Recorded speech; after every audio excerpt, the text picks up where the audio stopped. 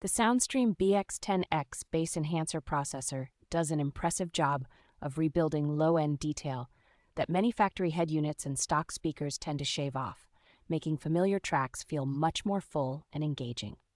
Its bass restoration circuit behaves like a refined epicenter-style processor, adding weight and depth without turning the subwoofers into a boomy or muddy mess when set up correctly. The included wired dash remote is genuinely useful, letting you trim or boost bass from the driver's seat so you can match the low end to different songs, road noise, or passengers' preferences on the fly. Integration with aftermarket amplifiers and subwoofers is straightforward, and the processor can wake up otherwise average systems by emphasizing the frequencies that smaller factory speakers usually underplay.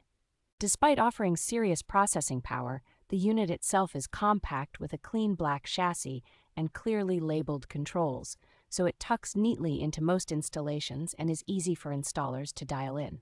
Overall, build quality and reliability are solid for daily use, making the BX-10X a smart upgrade for car audio enthusiasts who want stronger, tighter bass without completely rebuilding their system.